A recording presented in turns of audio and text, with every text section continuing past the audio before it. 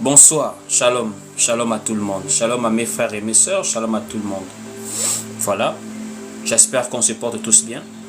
Je voudrais parler d'un phénomène que je remarque actuellement sur TikTok en particulier, sinon sur Internet.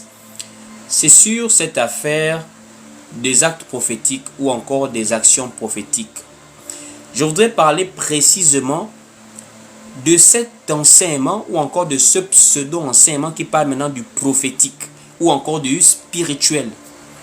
Je voudrais essayer de développer la pensée sous forme de titre avant de rentrer. Qu'est-ce que je veux dire par là? Il y a maintenant des soi-disant. Je dis soi-disant parce que nous éprouvons les esprits. On ne donne pas foi à tout esprit, on les éprouve. Et nous, on n'a pas cette espèce de discernement qu'on lui donne le discernement. Notre discernement nous vient de la parole de Dieu. Les chrétiens de Béret, ce n'était pas une affaire de gel au discernement. Les chrétiens de Béret pouvaient examiner la véracité ou la fausseté des propos de quelqu'un sur la base des Écritures.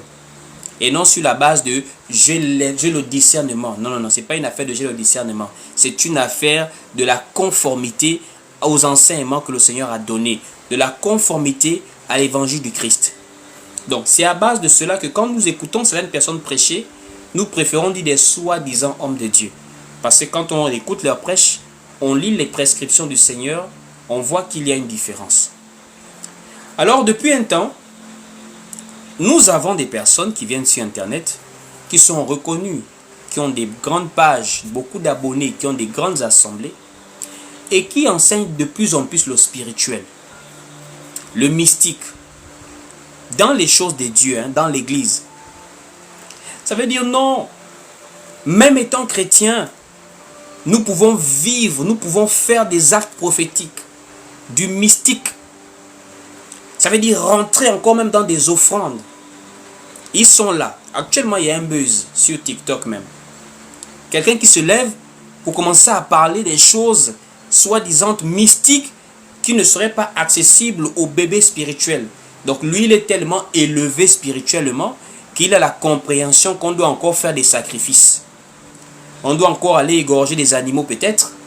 On doit encore faire maintenant peut-être des libations, des purifications physiques. Il faut s'abstenir de toucher la femme au début de l'année. Il faut faire telle ou telle chose.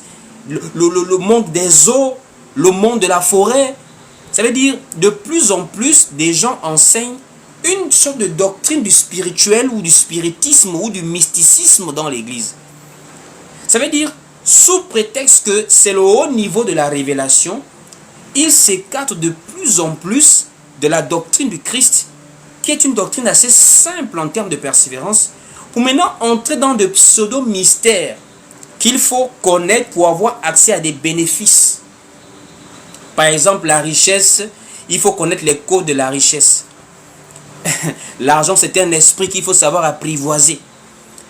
Vous voyez un peu? De la même manière que les autres font des sacrifices, dans la foi également, nous sommes appelés à faire des sacrifices. Il y a des gens qui enseignent maintenant ça. Ça veut dire ils ont laissé la doctrine typique du Christ et ils sont maintenant en train de développer une autre doctrine. Ils sont là plein. Et ils font maintenant passer pour, on va dire nous là comme ça, qui sont simplement des gens qui croient à la doctrine basique de l'évangile, avec sa profondeur, mais celle qui a été directement enseignée par les apôtres. Ils nous font maintenant passer pour des gens de bas niveau. Eux, c'est maintenant le haut niveau du réma. Ils ne sont plus au niveau d'enseigner Jésus à gauche, à droite. Ils sont maintenant au niveau de dire que non, toi, tu es un homme spirituel. Tu peux parler, faire sortir quelque chose. Tu peux connaître les codes. Des soi-disant prophètes qui connaissent maintenant les codes des Wi-Fi. Les codes bancaires. Donc pour eux, c'est ça l'évangile. Venez dire aux gens comment on fait pour pouvoir voir les codes des Wi-Fi. Vous voyez le niveau où nous en sommes arrivés. Nous en sommes arrivés à un niveau d'enseignement où l'esprit en nous nous amène à voir les codes du Wi-Fi. Alors que Jésus, quand il a promis la venue du Saint-Esprit, il dit quand le consolateur sera venu, il viendra vous convaincre en ce qui concerne le péché, la justice et le jugement. Voici quelques-uns des travaux. Voici quelques-uns des rôles que viendra jouer le Saint-Esprit Mais nous, aujourd'hui, nous avons un Saint-Esprit qui vient amener les gens à avoir les codes de Wi-Fi. Les codes pour pouvoir surfer sur Internet. Nous avons maintenant des gens qui enseignent le Saint-Esprit qui attire les abonnés. Ça veut dire qu'il y a maintenant un esprit anti-abonné sur Internet. Ça veut dire tu n'as pas assez d'abonnés. Donc on prie maintenant le Seigneur pour avoir des abonnés. Vous voyez un peu tout cet amalgame-là qui se passe sur Internet. C'est-à-dire l'Esprit de Dieu n'a plus le rôle que lui donnent les propos de Jésus-Christ. Le Saint-Esprit a maintenant un rôle qui lui a été donné par les pasteurs d'aujourd'hui. Il permet de voir les codes de Wi-Fi, les codes bancaires. Il permet de faire sortir l'eau du mur. C'est-à-dire on prie, l'eau sort du mur. L'eau qu'on prend naturellement qui est distribuée par des canalisations et qui sort des factures qu'on paye avec l'argent qu'on travaille. C'est maintenant devenu une affaire de prière, l'eau sort au mur. C'est maintenant devenu une affaire des abonnés sur Internet. Ça montre qu'il y a un problème. Voici pourquoi le Seigneur avait parlé de la parabole de l'ivraie et du blé dans le champ, frère. Voici pourquoi je vous le dis. Nous sommes dans une guerre. Nous sommes dans un combat. Là, le réel, c'est que nous n'avons pas besoin des gens qui viennent nous apprécier. Honnêtement, le niveau où nous en sommes, nous avons besoin des gens qui viennent nous tenir la main pour combattre la fausseté. Là, ici, honnêtement, je ne prêche plus pour les abonnés qui m'apprécient. Je ne veux plus les gens qui m'apprécient. Je veux des gens qui me tiennent la main pour dire, frère, allons-y au combat. Pour dénoncer la fausseté là, frère. Pour libérer les âmes captives dans ces doctrines du diable là. Mais qui s'infiltrent déjà sous forme de spiritualité avec Dieu. Aujourd'hui, beaucoup de pasteurs veulent se revendiquer être spirituels plutôt que d'être enfants de Dieu. Ils ne veulent plus dire je suis chrétien, je suis homme de Dieu. Eux, ils veulent maintenant dire je suis mystique.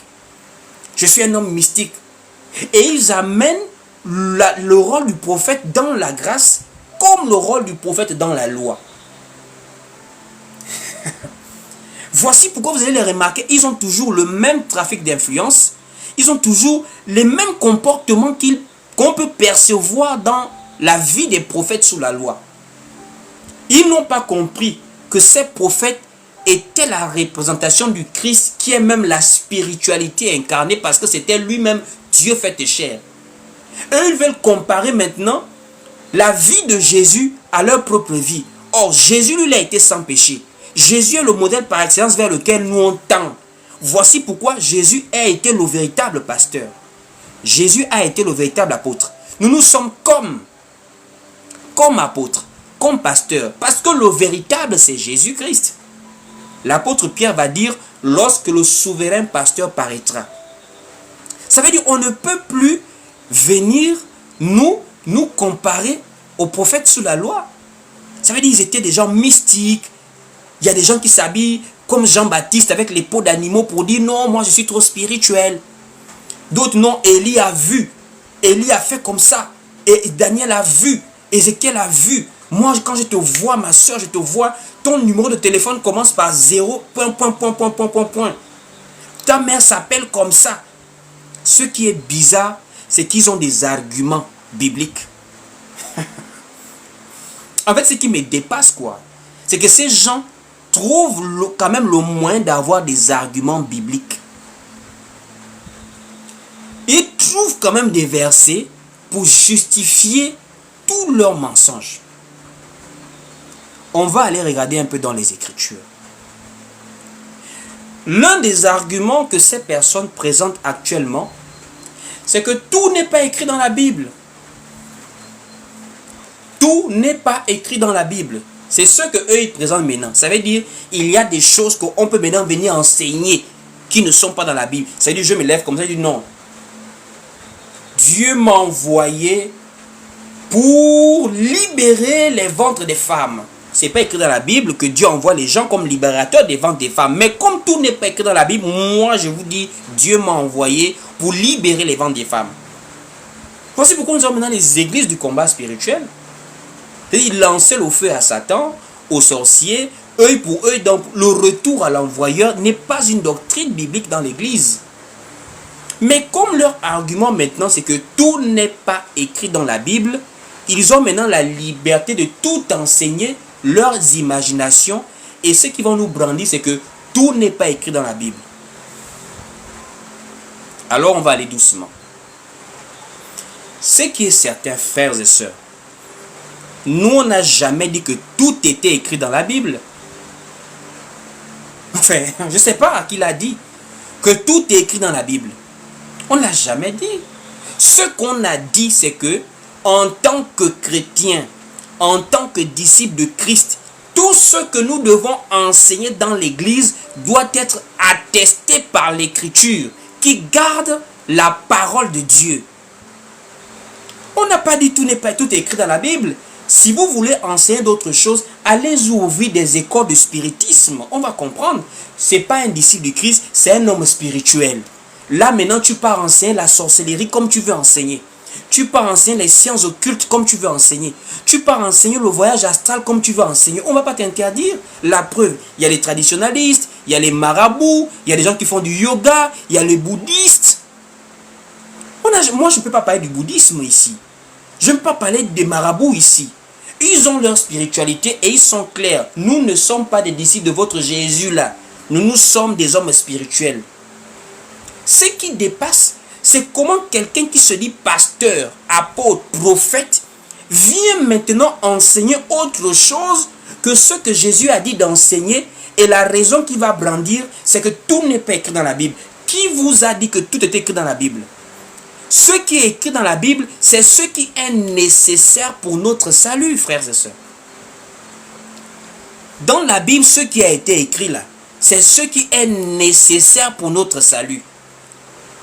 En tout cas, un vrai enfant de Dieu ne vient pas à l'église pour connaître les 10 codes de la spiritualité afin de réussir. Un vrai enfant de Dieu connaît les principes divins. L'homme mangera à la sueur de son front. Tu travailles, tu mets de l'intelligence, tu pries, le Seigneur fait le reste. On ne veut pas connaître les 10 codes spirituels pour ne pas faire comme ça. Il faut dormir à 2 heures, il faut te réveiller à 4 heures, il faut prier à 1 heure. On ne veut pas connaître ça. Philippe a dit à Jésus, montre-nous le Père. Cela nous suffit. Si nous venons à l'église, si nous sommes assemblés, c'est parce que nous voulons avoir la vie éternelle. 1 Jean chapitre 2 au verset 25 nous dit, et la promesse qu'il nous a faite, c'est la vie éternelle. Sur terre là, c'est la matière contre la matière.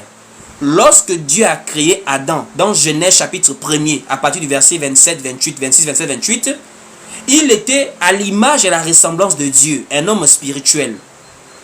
Mais il fallait maintenant qu'il garde le jardin qui était physique. C'est là d'où maintenant Dieu comprend que le spirituel règne dans le spirituel et le physique règne dans le physique.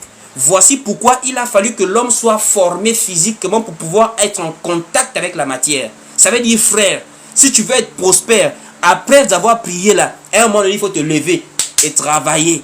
Parce que c'est le contact avec la matière qui crée la matière.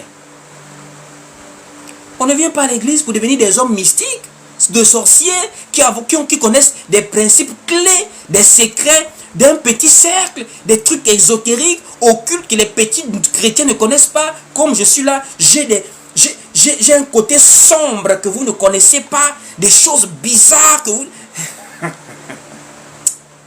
Vous voyez l'évangile que les gens sont... Voici pourquoi l'apôtre Paul avait crié ça à Timothée, de recommander aux gens de ne pas enseigner d'autres doctrines, frère. Paul avait crié ça à Timothée, de recommander aux gens de ne pas enseigner d'autres doctrines. Parce que Paul avait l'Esprit de Dieu en lui, il voyait déjà la fausseté arriver comme ça. Là. Des doctrines très pernicieuses et très séductrices qui vont entrer dans l'église.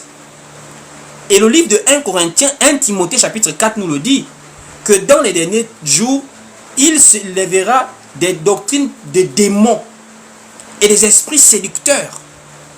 Allons-y lire. 1 Timothée chapitre 4 dès le verset 1er.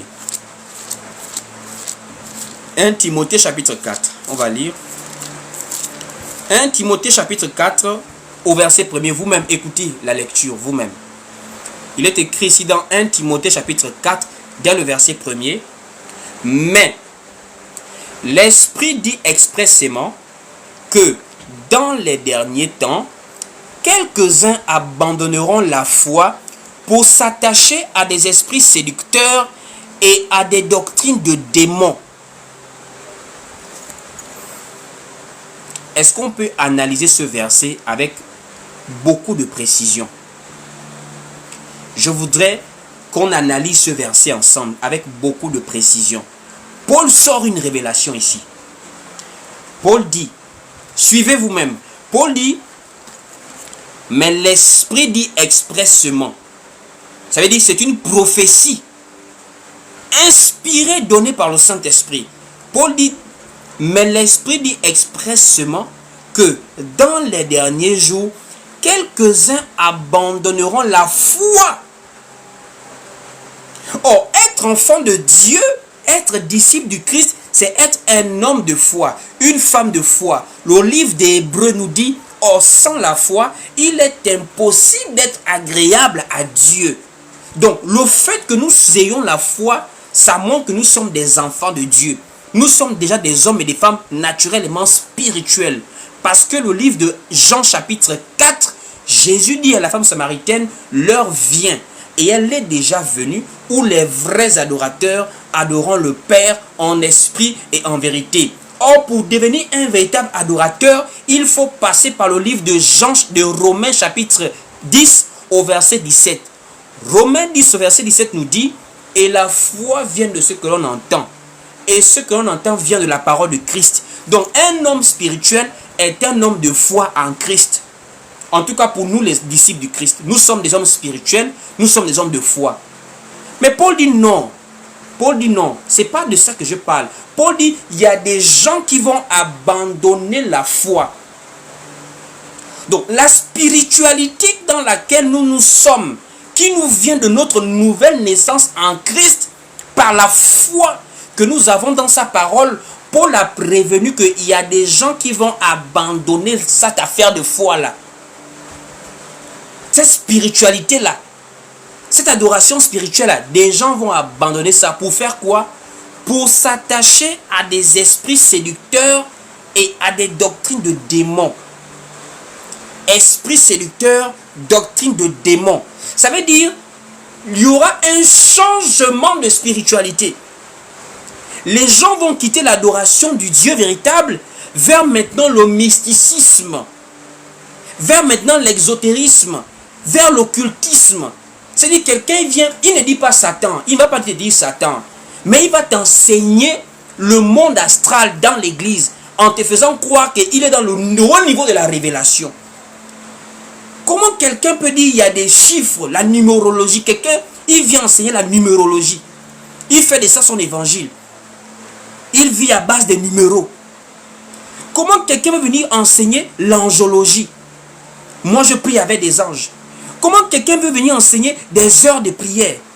Comment quelqu'un veut venir dire des codes spirituels pour pouvoir décanter l'ouverture de la porte financière? Ça, c'est quel enseignement? Comment quelqu'un va venir dire pour pouvoir atteindre un haut niveau de dimension d'ouverture des portes, il faut faire les premiers jours de l'année, tu ne sors pas avec ta femme, tu la laisses parce qu'il faut pouvoir ouvrir une porte. Comment quelqu'un peut venir enseigner le dos là-bas? C'est le monde de l'énergie. C'est le monde de l'énergie. Voici pourquoi on touche comme ça. Quand on te touche par le dos, on te prend la puissance. Ça c'est quoi? Toutes ces choses-là c'est quoi? Toutes ces choses-là, en quoi cela nous ramène vers Dieu? En quoi le fait de connaître le dos et toutes ces énergies du dos là, en quoi ça nous ramène vers Dieu? Ça montre déjà la supercherie de l'enseignement. Puisque la parole nous dit, nous en tant qu'enfants de Dieu, nous avons reçu le pouvoir de dominer sur les serpents, sur les scorpions et sur toute la puissance de l'ennemi et rien ne pourra nous nuire. Mais on fait comprendre aux enfants de Dieu, des gens qui sont nés par la parole, des gens qui sont déjà disciples du Christ, on leur fait comprendre qu'il y a encore des étapes dans le spirituel, dans le mysticisme, qui doivent gravir afin de devenir blindés, afin de pouvoir protéger leurs finances. Mais c'est de la pure loge qu'on est en train de vous enseigner comme ça là. C'est de la pure sorcellerie qu'on vous enseigne. Puisque nous en Jésus, Jésus est le maître des esprits. Jésus est l'autorité dans le monde spirituel. Nous sommes déjà ses disciples. Nous nous limitons à ce qu'il nous a enseigné. Et dans la doctrine du Christ, nous n'avons pas des enseignements ésotériques de ce niveau-là, qui ne sont pas nécessaires à notre salut. La doctrine du Christ est basée sur la persévérance des saints en adorant Dieu jusqu'à ce qu'il revienne prendre son peuple des nations. On persévère en assemblée, on veille les uns sur les autres, on manifeste au Saint-Esprit par la grâce de Dieu et on avance dans la mission. Mais quand des gens ont des maîtres qui les ont intronisés parfois dans des loges, dans des cercles, il faut maintenant qu'ils commencent à faire ce qu'on leur demande de faire. Ils laissent maintenant le nom de Jésus, c'est maintenant de l'angiologie, la démonologie, le spiritisme, le monde astral que ces gens viennent enseigner dans l'église. Et ils impressionnent et ils épatent les âmes sensibles. Ils épatent les simples. Comme l'apôtre Paul pouvait le dire, que ce sont des gens qui seront dans le trafic d'influence, ils vont entrer dans des maisons pour séduire les âmes simples. Allons-y lire la suite. Nous sommes toujours dans le livre de 1 Timothée, chapitre 4, au verset 2. Il est écrit ici: par l'hypocrisie de faux docteurs, portant la marque de la flétrissure dans leur propre conscience, prescrivant de ne pas se marier et de s'abstenir d'aliments que Dieu a créés pour qu'ils soient pris avec action de grâce par ceux qui sont fidèles et qui ont connu la vérité. Car tout ce que Dieu a créé est bon et rien ne doit être rejeté pourvu qu'on le prenne avec action de grâce parce que tout est sanctifié par la parole de Dieu et par la prière. Ici, l'apôtre Paul avait déjà prévenu. Et même dans le livre de 2 Corinthiens chapitre 11, il parle d'un autre esprit. Il parle d'un autre évangile. Et les gens au jour d'aujourd'hui, ils sont en plein dans un autre évangile. C'est une prophétie qui s'accomplit. L'évangile du spiritisme. L'évangile de la démonologie. Un évangile qui s'écarte de la simplicité à l'égard du Christ.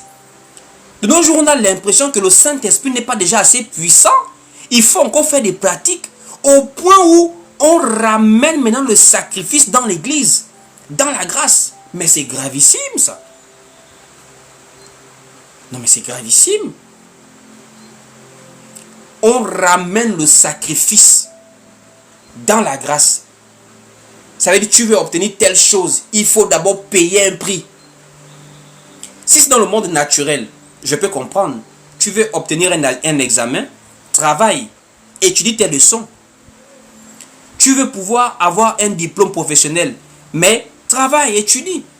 Tu veux réaliser un projet, investis-toi dans quelque chose. Mais non, eux viennent enseigner pour ouvrir les portes de la bénédiction dans ta vie.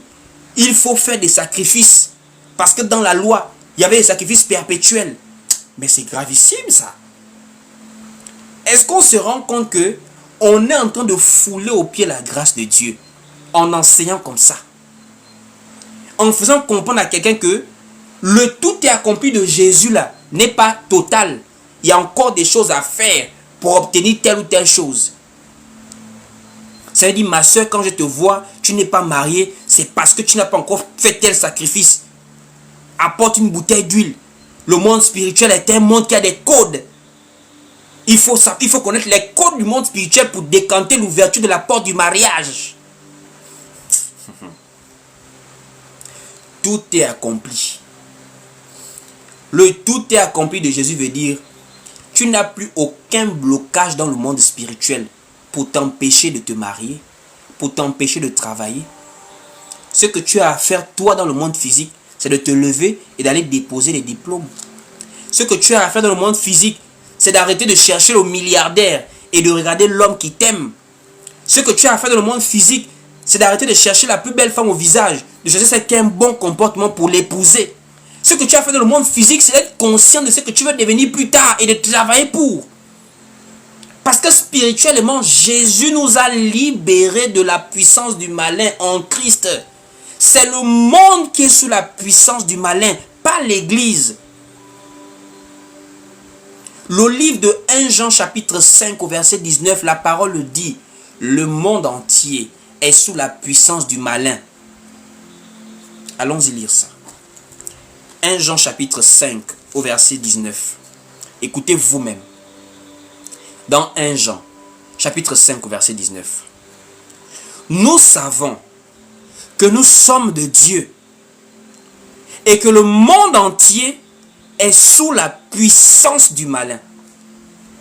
Nous, Jean dit, nous sommes de Dieu et le monde.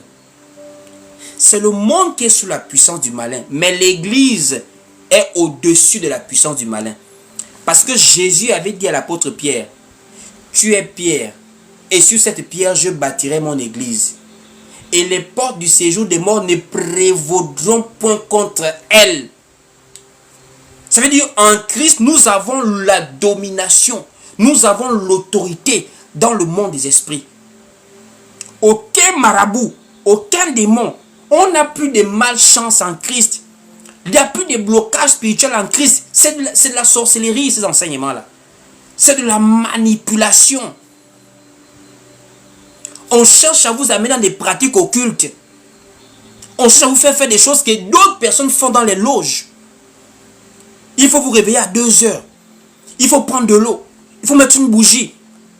Il faut faire des choses. Il faut faire des méditations profondes. Il faut s'éveiller. Il faut se ravir. Il faut sortir du corps. Il y a des gens qui commencent à enseigner ça dans les églises, dans les bâtiments.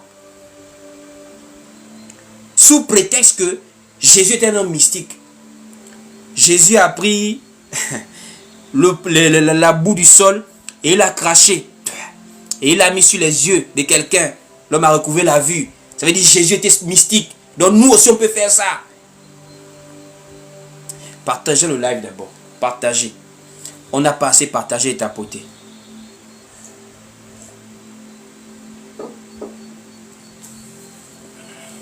On n'a pas assez partagé et tapoté. Est-ce que vous m'entendez très bien? Est-ce que vous m'entendez bien? Laissez un message si vous m'entendez très bien. Si vraiment le son passe bien, il n'y a pas de souci.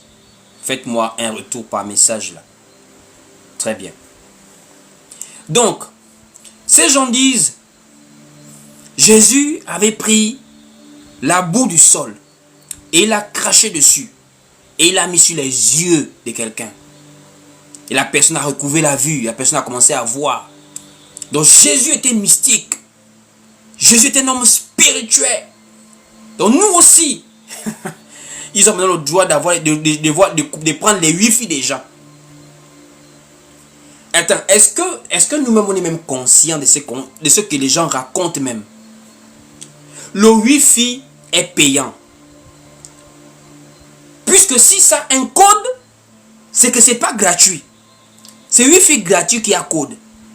Mais quelqu'un, lui, le Saint-Esprit l'amène à prendre un Wi-Fi qui a le code. Donc le Saint-Esprit l'amène à prendre ce qui n'est pas à lui. Vous voyez un peu. Enfin, il dit, il a vu un code, un Wi-Fi codé. Et par l'esprit, je ne sais pas si c'est l'esprit ou c'est sa propre vision, il a vu le code, il a mis. Mais qui a codé le Wi-Fi en question? Si c'est la compagnie aérienne, c'est une manière de dire que mon frère va demander la permission. Puisque il y a un coût du Wi-Fi. Si c'est pour quelqu'un, va demander la permission puisque c'est payant. Donc toi, tu deviens voleur et tu mets l'esprit dans ce que tu es en train de faire. Parce que prendre le code sans demander la permission de celui qui l'a mis, c'est du vol. C'est du vol. Vous voyez un peu la supercherie de ces gens-là. Il embellit le vol dans l'esprit que non, il a vu. Mais ce que tu as vu là, moi j'ai un Wi-Fi par exemple. Mais j'ai acheté mon Wi-Fi, j'ai payé mon abonnement, j'ai mis le code pour que ceux qui se connectent, ceux qui veulent se connecter ne se connectent pas. C'est pour ça qu'il y a code. C'est pour ça qu'il y a code. Le code est une barrière pour empêcher à tout le monde d'y entrer. Toi, tu entres sans la permission. Vous voyez où nous en sommes arrivés. Et tous ceux ils vont dire, Jésus était mystique. Si ce n'est pas Jésus, ils vont dire non, les prophètes sous la loi étaient des gens mystiques. Élie a prié, le feu est tombé. Élisée a prié, il y a eu telle chose. Samuel a prié, il y a eu telle chose. Mais frère, nous ne sommes pas des Israélites. Nous sommes des disciples du Christ. Les Israélites ont été conduits par des prophètes. Ces prophètes témoignaient de la venue de Jésus-Christ. Voici pourquoi Dieu disposait à leur service pour les accompagner des œuvres miraculeuses afin de confirmer leur mandat. Voici pourquoi le livre des Hébreux nous le dit, après avoir à plusieurs reprises et de plusieurs manières parlé à nos pères par les prophètes. Quand le temps fut arrivé que Dieu se révèle maintenant aux nations, Dieu a décidé d'envoyer le Fils. Le Fils aussi a fait des miracles. Mais ces miracles-là n'ont jamais été le message du Christ. Ces miracles ont été la démonstration de la puissance qui accompagnait le Christ pour montrer qu'il était de Dieu. Mais ces miracles n'ont jamais été une doctrine à enseigner dans l'église. Jésus a laissé une doctrine. Voici pourquoi dans Matthieu 28, il dit, allez, faites de toutes les nations des disciples, les baptisant au nom du Père, du Fils et du Saint-Esprit, et enseignez-leur à observer tout ce que je vous ai prescrit. Enseignez-leur. C'est-à-dire, quand quelqu'un devient disciple, comme nous sommes ici à Libreville, il vient, il s'assoit, on persévère ensemble. Ce qu'on doit lui enseigner, c'est la doctrine du Christ, relayée par les apôtres. Alors, allons-y voir un peu dans la doctrine du Christ. Où est-ce que, dans l'église, on a vu les apôtres habituellement prendre la boue du sol, cracher dedans et mettre sur les yeux des gens?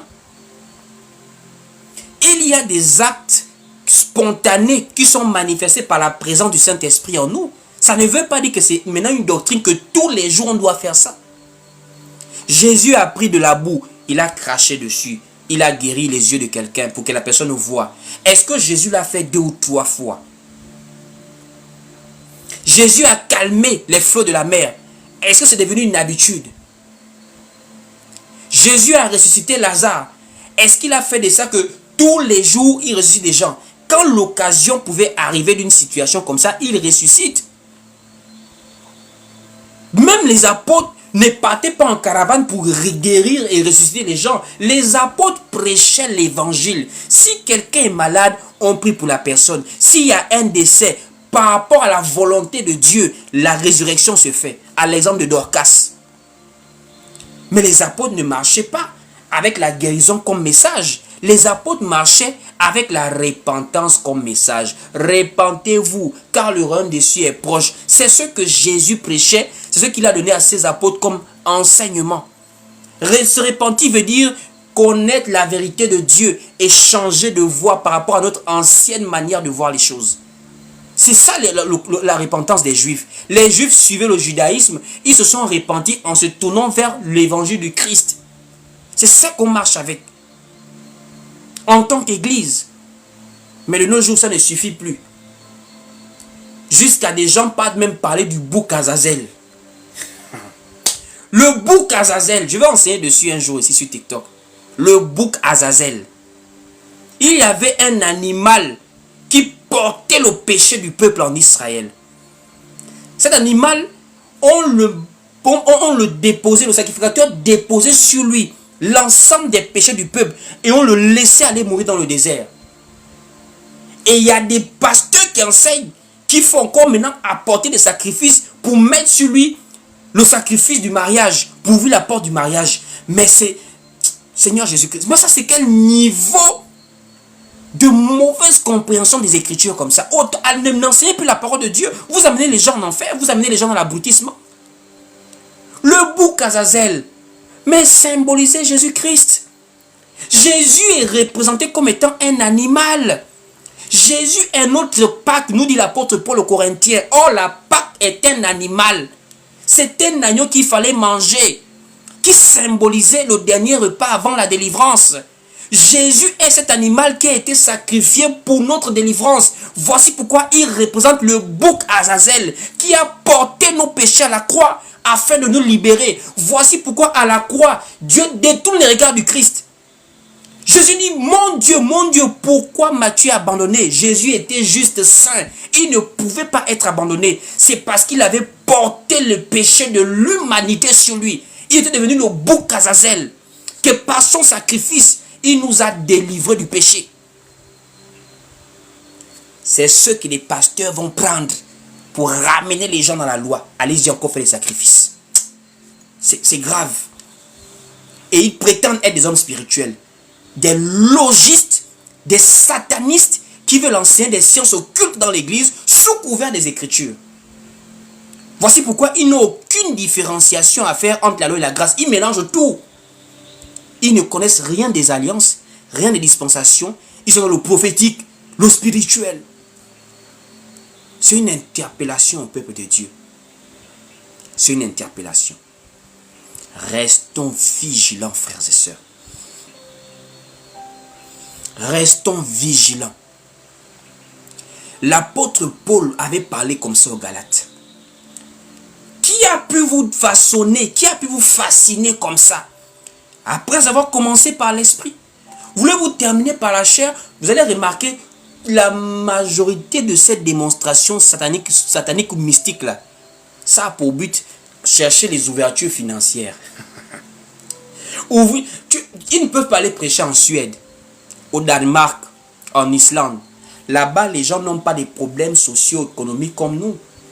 Là-bas, il y a même parfois l'offre qui dépasse la demande. Et plutôt la demande qui dépasse l'offre. C'est-à-dire, il y a même plus de l'emploi que de demandeurs d'emploi. Là-bas, tu vas dire à un Suédois, non, ouvre les portes de la prospérité. Il va dire, papa, on vit bien déjà ici. Hein? On a les routes, l'État prend tout en charge, l'hôpital est gratuit. Donc, tu parles de quelle prospérité, mon frère? Tout cela, c'est sur le dos des gens qui souffrent en Afrique. Il n'y a que des gens qui cherchent la prospérité financière, qui tombent dans des enseignements sataniques comme ça. Là. Faut te réveiller à 4 h du matin. C'est l'heure où les esprits sont en train de descendre des avions mystiques. Là, tu vas prier, tu vas bloquer leur voyage. Réveille-toi à 2 h. 1 h, 2 h, c'est l'heure propice. Quand tu te lèves, en plus, ne dors pas avec ta femme le jour-là. Tu t'assois, tu prends une position, tu fixes le dos dorsal. Tu dois être positionné dans la foi en Christ. Regardez des enseignements qu'on a aux gens dans la foi en Christ. Des enseignements typiques de la sorcellerie, du mysticisme, du satanisme, qu'on retrouve dans des cercles, dans des croyances occultes. C'est des gens qui ne lisent pas que la Bible, ces gens-là. Ils ne lisent pas, ils ne sont pas dans le psaume. Le psaume de David nous dit de méditer cette parole jour et nuit. Eux, ils sont maintenant dans autre chose. Ils ont d'autres livres en dehors de ces livres bibliques-là. Ils ont des livres de secrets, des magies noires, des magies blanches. Et ce sont des codes de magie noire et des magies blanches qu'ils amènent maintenant dans l'église. Oh, l'attirance. Pour attirer un homme à toi, fais cette prière. C'est de la pure sorcellerie, ma soeur. On te dit que pour attirer un homme, il faut faire cette prière. Tu es en train d'envoûter quelqu'un. Tu fais de la sorcellerie comme Balaam. Et laisse-moi te dire, Apocalypse dit les enchanteurs, là, vous avez une mauvaise fin. Je dis, hein, faire une prière avec un pasteur, faire un bain, même si il te dit que c'est l'eau bénie, pour qu'un homme te regarde, c'est de l'enchantement que tu es en train de faire. C'est de l'enchantement. C'est ce que Balaam faisait. Enchanter veut dire jeter un sort à quelqu'un. Ce qu'il n'est pas naturellement censé faire, il commence à le faire sous l'emprise de ton enchantement. Moi, on fait ça dans les églises. Attirage du blanc, pour attirer le blanc. On attire, attirance du blanc, on attire le blanc. Va te laver avec ce seau d'eau-là. Après ça, tu vois comment les blancs vont t'attirer. Mais ça, c'est de la sorcellerie du haut niveau. Tu vas te déposer le dossier. Non, il faut d'abord l'huile bénite là. Mets ça sur les papiers. Là, frotte ça sur les mains. Mets ça sur le visage, sur la bouche. Quand tu vas parler. Ça, c'est de la pure magie. C'est de la pure magie qu'on vous enseigne. C'est de la pure magie qu'on vous enseigne dans les églises là maintenant. La parole nous parle de la simplicité de l'évangile. L'apôtre Paul a dit dans Actes, je vous ai annoncé tout le conseil de Dieu sans en rien cacher. Nous avons ce qui est nécessaire pour notre salut. Le reste, nous prions le Seigneur qu'il nous fasse grâce. Sinon nous-mêmes, on se bat sur la terre comme des hommes et des femmes. L'homme mangera à la sueur de son front. C'est pas la sueur des prières, c'est la sueur du travail. Travail des mains, travail du cerveau, travail de l'entreprise, entreprendre des choses. C'est pas se mettre allongé avec des bougies, avec des bains, avec de l'huile bénite, avec de l'eau bénite pour faire des prières bizarres. Oh non, ça c'est les psaumes de délivrance, psaumes d'ouverture des portes, psaumes d'ouverture du mariage, psaumes. Ils partent même prendre des versets bibliques pour mettre dans leurs histoires bizarres là. Soyons des véritables disciples du Christ. Soyons dans la simplicité. Voici pourquoi je termine en disant, là maintenant c'est une nouvelle année frère. Ces gens-là, ils marchent avec beaucoup de choses. Et ce qu'ils enseignent, eux-mêmes ils mettent ça en pratique. Ils ont des choses que avant d'aller prêcher, ils mettent ça dans la bouche. Mais les gens simples nous parlent de ça, non? Le chose c'est le citron ou l'ail, tu mets ça dans la bouche avant de parler. Quand tu parles là, tu vois, les gens vont écouter ce que tu vas dire. Ils font des trucs bizarres. Ils font des trucs bizarres. Voici pourquoi vous voyez, ils envoûtent les gens en masse comme ça. Là. Vous ne comprenez pas qu'attends. C'est moi qui suis trop zinzin ou quoi. Comment on peut être assis pour écouter des bêtises pareilles? Frère, ce sont des codes, des magies qui connaissent déjà savoir faire comment envoûter des masses. Eux, ils ont des moyens. Ils ont tellement de choses. Nous, ce que nous avons seulement, c'est la grâce de Dieu. Voici pourquoi il n'y a qu'entre nous-mêmes qu'on doit aussi se fortifier pour se lever comme Élie s'était levé afin de combattre les prophètes de Baal. Comme je disais au début du live, c'est bien d'apprécier les contenus ici, mais c'est limité. Apprécier les contenus ne fait pas avancer l'évangile. Les disciples n'ont pas apprécié Jésus quand il prêchait. Les disciples se sont mis derrière lui pour dire, papa, on te suit. On va se mettre esprit, corps et âme pour l'avancement de l'évangile du Christ. Nous sommes là, nous travaillons sur Internet. Toutes personnes qui se sont touchées et qui estiment qu'on peut encore faire mieux et que tu peux apporter quelque chose, une contribution. Nous sommes en inbox, nous prenons de manière volontaire et libérale. Vous êtes à Libreville. Vous souhaitez venir en assemblée avec nous dans cet effort de guerre parce qu'il faut maintenant qu'on aille également sur le terrain pour aller prêcher à nos papas et à nos mamans dans les quartiers. Ceux qui ne regardent pas les lives TikTok, ceux qui n'ont pas l'âge, ceux qui sont d'un âge avancé, ceux qui ne sont pas trop connectés sur les réseaux, mais qui sont dans des bâtiments comme ça là. Il faut qu'on aille au contact de la population, physiquement. Comme il faut qu'on soit renforcé ici en ligne, sur Internet. Tout ceci marche avec l'économie participative. Ce ne sont pas des dîmes, ce ne sont pas des sacrifices. On ne promet rien. C'est la libéralité et la générosité. Des gens qui donnent d'un cœur joyeux, d'un cœur libéral. Nous sommes en inbox pour tous ces personnes qui sont touchées. Donc, pour ceux qui sont en Libreville, comme je disais, on a un programme d'enseignement aussi que nous avons ce dimanche. Non seulement vous-même, mais si vous avez un parent à Libreville, vous pouvez passer l'information. Donc, nous allons aller en église de maison. Ceci, ce sera le premier défi aussi, au jour d'aujourd'hui, d'abordage pour casser la pensée bâtiment. Nous allons être en mode maison, dans un domicile, pour montrer que on n'a pas besoin de tout ce folklore. Ce n'est pas interdit, mais c'est dans ça que tout a commencé. On peut être simple, prier le Seigneur, ouvrir nos Bibles et partager un temps d'enseignement sans pourtant faire du bruit, sans pourtant faire tomber les gens, sans pourtant crier, et tout en veillant les uns sur les autres, tout en voyant comment la croissance numérique se fait. On veut pouvoir aller sur le terrain, évangéliser, aider les nécessiteux, faire du social aussi, en dehors de l'évangile. Parce que mettre la vérité devant les gens, c'est surtout aussi montrer l'exemple après avoir critiqué. On ne veut pas être que dans la critique. On veut être dans l'action, dans l'exemple. Vraiment que Dieu vous bénisse ce soir. Et que Dieu vraiment nous protège contre la séduction qui sévit actuellement sur Internet.